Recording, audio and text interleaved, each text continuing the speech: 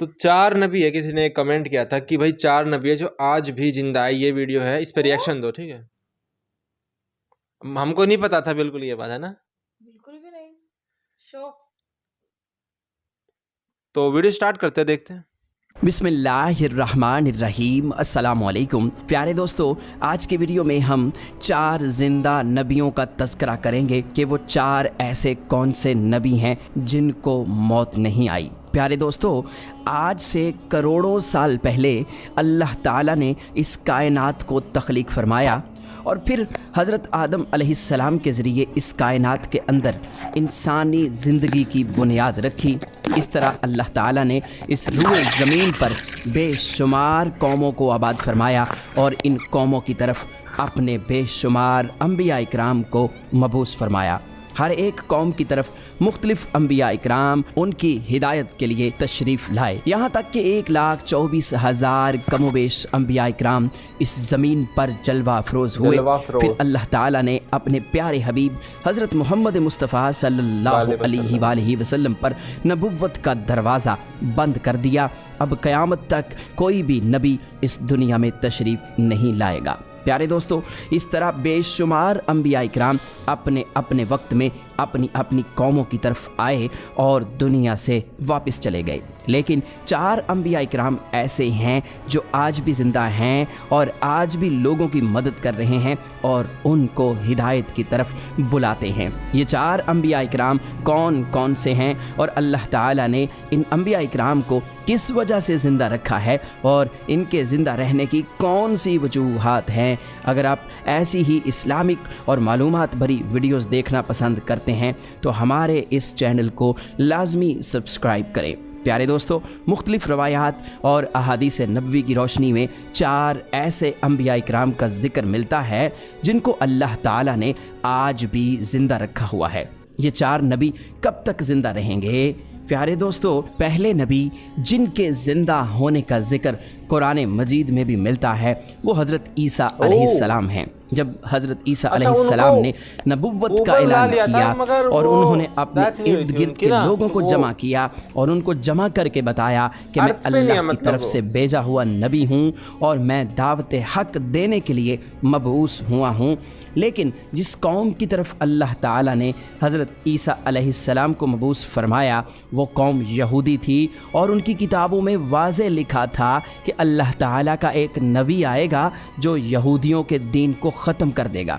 اور اسی ڈر کی وجہ سے یہودیوں نے حضرت عیسیٰ علیہ السلام کو قتل کرنے کا منصوبہ بنا لیا کہ اگر حضرت عیسیٰ علیہ السلام زندہ رہے تو ہمارے دین کو ختم کر دیں گے۔ چنانچہ حضرت عیسیٰ علیہ السلام اللہ تعالیٰ کے حکم کے مطابق ان یہودیوں کو دین حق کی طرف بلاتے رہے اور دین حق دیتے رہے، لیکن وہ بدبخت قوم آپ پر ایمان نہ لائی اور آپ کو جھٹلاتی رہی اور آپ پر طعنہ کشی کرتی رہی۔ جب حضرت عیسیٰ علیہ السلام کو یقین ہو گیا کہ یہ لوگ میری کسی بات کا یقین نہیں کریں گے اور اسی جہالت پر رہیں گے، تو ایک دن حضرت عیسیٰ علیہ السلام نے سب یہودیوں کو اکٹھا کیا اور ان سب سے کہا، آپ لوگوں میں سے کون ہے جو اللہ تعالیٰ کے دین پر ایمان لاتا ہے؟ تو ان میں سے تقریباً 12 یا 19 لوگ ایسے تھے جنہوں نے اس بات کا اقرار کیا کہ ہم اللہ تعالیٰ کی وحدانیت پر ایمان لاتے ہیں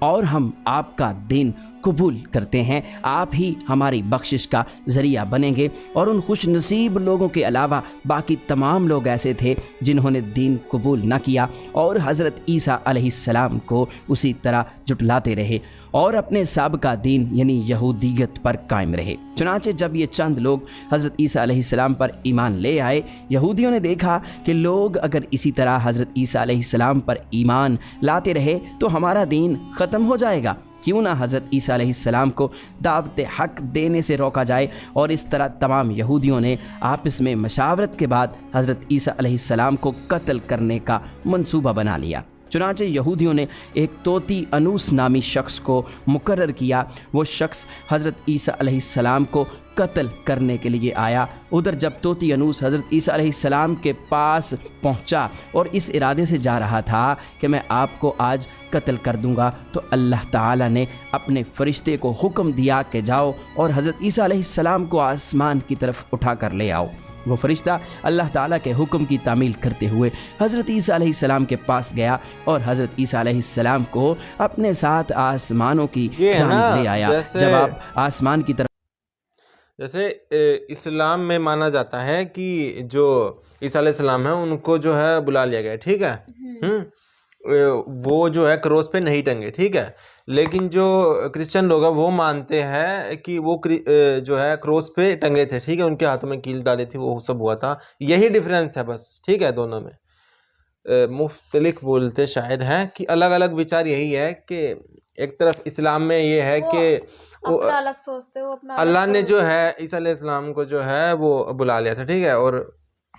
کرسچن سوچتے ہو کروس پہ ٹنگے تھے، ٹھیک ہے، یہ تھوڑا الگ ہے۔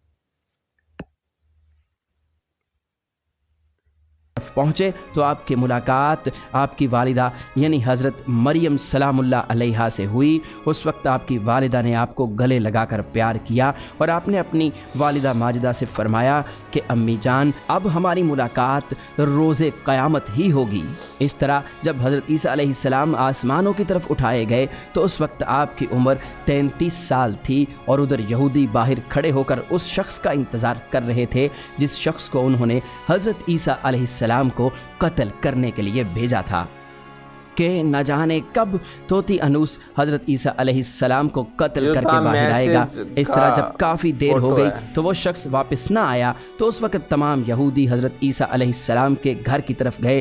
کہ آخر دیکھیں تو صحیح ماجرا کیا ہے۔ انہوں نے ایک شخص کو پایا جس کا چہرہ حضرت عیسیٰ علیہ السلام جیسا تھا تو انہوں نے اسے قتل کر دیا، اور قتل کرنے کے بعد انہوں نے دیکھا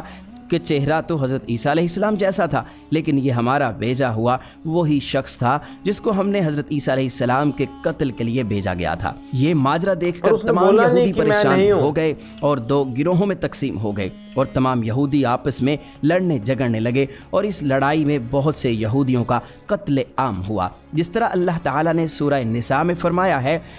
اور ان کے اس کہنے کی وجہ سے ہم نے اللہ تعالیٰ کے رسول حضرت عیسیٰ علیہ السلام کو قتل کر دیا، حالانکہ انہوں نے ان کو قتل نہیں کیا اور نہ ہی انہیں سولی پر چڑھایا، مگر ان کے لیے کسی کو حضرت عیسیٰ علیہ السلام کا ہم شکل بنا دیا۔ اور بے شک جو لوگ ان کے بارے میں اختلاف کر رہے ہیں وہ شک میں ہیں اور ان کے پاس کچھ بھی علم نہیں ہے، مگر یہ لوگ گمان کی پیروی کر رہے ہیں، بلکہ حضرت عیسیٰ علیہ السلام کو اللہ تعالیٰ نے آسمان کی جانب اٹھا لیا، یقیناً وہ قتل نہیں ہوئے، اور اللہ تعالیٰ بے شک غالب حکمت والا ہے۔ اللہ تعالیٰ نے حضرت عیسیٰ علیہ السلام کو اپنی حکمت کے ذریعے آسمان کی جانب اٹھا لیا۔ حدیث نبوی میں ہے کہ نبی کریم صلی اللہ علیہ وآلہ وسلم نے ارشاد فرمایا کہ حضرت عیسیٰ علیہ السلام قیامت سے پہلے زمین پر تشریف فرمائیں گے اور سنت نبوی کے مطابق زندگی گزاریں گے، اور حضرت عیسیٰ علیہ السلام ہی صلیب کو توڑیں گے اور دجال کا جڑ سے خاتمہ کریں گے آخرت میں، اور حضرت عیسیٰ علیہ السلام اس دنیا میں 7 برس تک رہیں گے،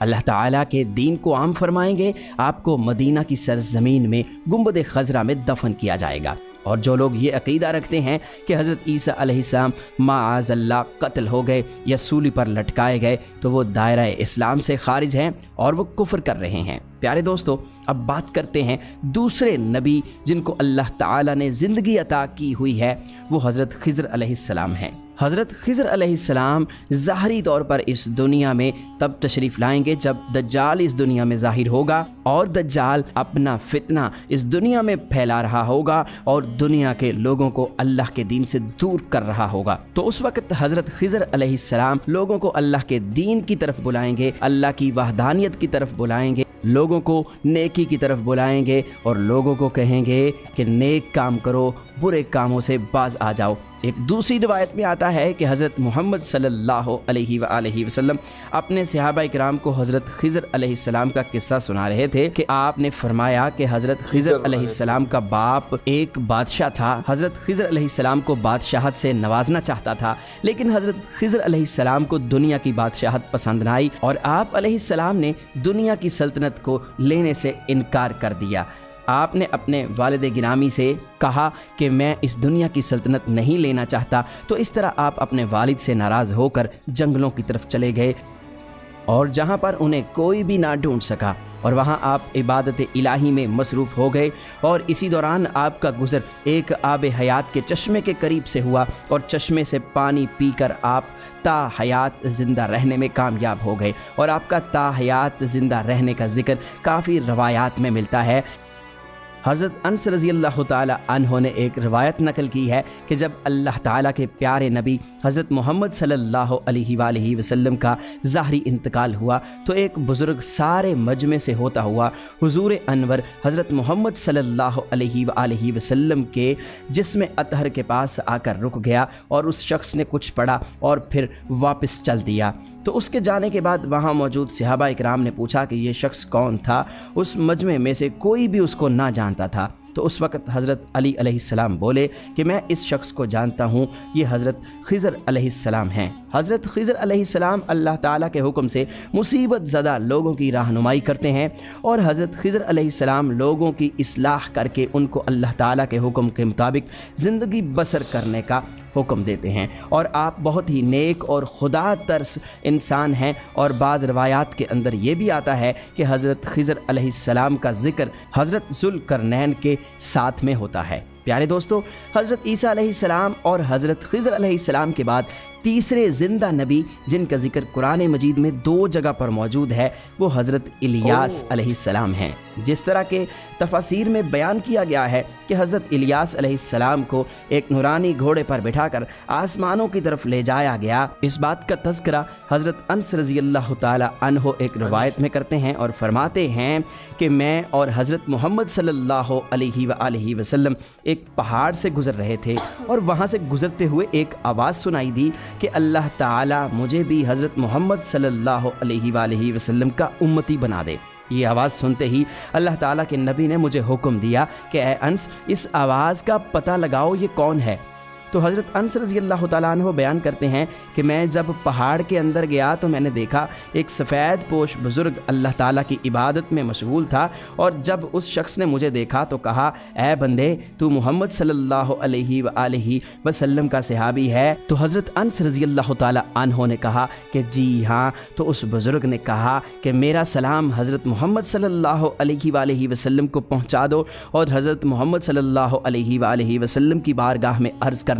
کہ حضرت الیاس علیہ السلام آپ سے ملنا چاہتے ہیں۔ اور میں واپس آپ صلی اللہ علیہ وآلہ وسلم کے پاس آیا، حضور صلی اللہ علیہ وآلہ وسلم کی بارگاہ میں حضرت الیاس علیہ السلام کا پیغام پیش کیا، سلام پیش کیا، تو آپ صلی اللہ علیہ وآلہ وسلم نے مجھے اپنے ساتھ لیا اور حضرت الیاس علیہ السلام سے ملنے کے لیے چل پڑے۔ جب آپ حضرت الیاس علیہ السلام کے پاس پہنچے تو میں ان سے کچھ دور کھڑا ہو گیا، تو آپ صلی اللہ علیہ وآلہ وسلم اور حضرت الیاس علیہ السلام کافی دیر تک آپس میں باتیں کرتے رہے۔ تو اس دوران ان پر آسمان کی طرف سے کھانا نازل ہوا، تو اس وقت حضرت محمد صلی اللہ علیہ وآلہ وسلم نے مجھے بھی اپنے پاس بلا لیا، اور اس طرح ہم تینوں نے مل کر کھانا کھایا۔ کھانا ختم ہوا تو میں نے دیکھا کہ ایک سفید پرندہ آسمان سے نیچے کی طرف آ رہا ہے، اور وہ پرندہ حضرت الیاس علیہ السلام کے پاس آ گیا۔ حضرت الیاس علیہ السلام اس پرندے پر سوار ہوئے اور آسمان کی جانب چلے گئے۔ بعض علماء اکرام نے لکھا ہے